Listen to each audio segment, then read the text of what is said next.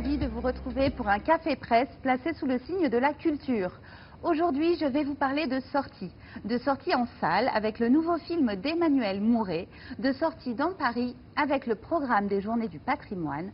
Je vous donnerai également un conseil pour traîner vos enfants au musée et on finira en musique avec la sortie d'un premier album très prometteur.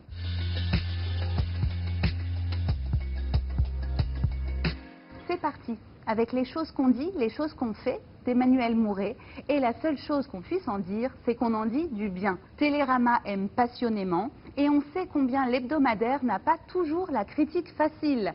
Libération applaudit un subtil récit littéraire autour des dynamiques du désir et décèle dans le film du réalisateur un romantisme truffaldien. Le Figaro salue l'œuvre d'un cinéaste qui a su imposer en 10 films et un solide casting sa vision délicate et jubilatoire de l'amour. Encore un film sur l'amour, me direz-vous, mais par son ampleur romanesque, la complexité de sa narration et la précision de sa direction d'acteur, le film procure, selon Télérama, un vertige nouveau. Dans ce film, on assiste au rapprochement de Maxime et Daphné, réunis pour quelques jours dans l'intimité d'une maison du sud de la France et qui en profitent pour se confier sur leur passé amoureux. Emmanuel Mouret révèle dans Libération que ces personnages ont le souci de l'autre et ont peur de faire du mal.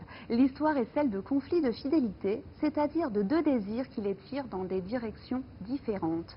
Au casting, le fleuron du jeune cinéma français, Nils Schneider, Vincent McCain et la jolie Camélia Jordana. Comment ne pas tomber sous le charme ?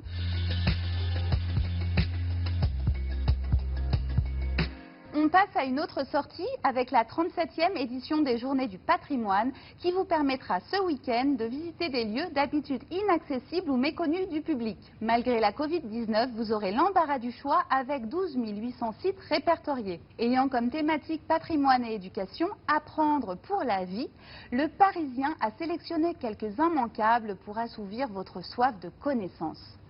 Pour apprendre à vous soigner naturellement, direction le jardin Camifolia. Vous y découvrirez 600 espèces de plantes médicinales et aromatiques et vous pourrez même marcher pieds nus dans ce magnifique jardin. Classique mais incontournable, le Parisien vous invite à découvrir l'Institut de France dans le 6e arrondissement de Paris. Fondé en 1975, ce lieu regroupe 5 académies prestigieuses, dont l'Académie française. Une occasion de rencontrer des académiciens, mais surtout de déambuler dans ce bâtiment grandiose.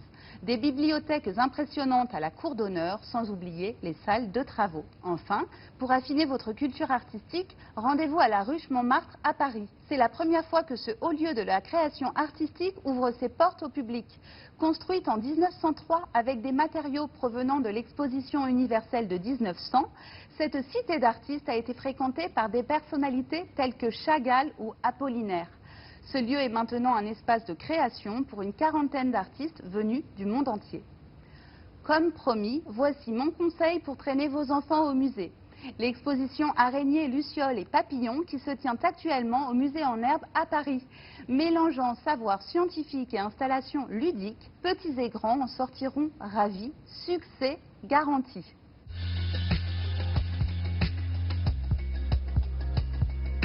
On referme ce café presse avec la sortie d'un premier album, celui de Clou, jeune chanteuse parisienne dont le pseudo est la contraction du mot clown, surnom épuré donné par ses proches en référence à son humour. Ce minimalisme, on le retrouve également au sein de ce premier opus qui, malgré son titre Orage, apaise par la sobriété de sa production. D'un classicisme impeccable selon Télérama, qui voit en Clou une digne héritière d'Yves Simon ou de Feist. Couronné de 3 clés par l'hebdomadaire et signé chez l'exigeant label Tôt ou Tard, Clou fait une rentrée remarquée.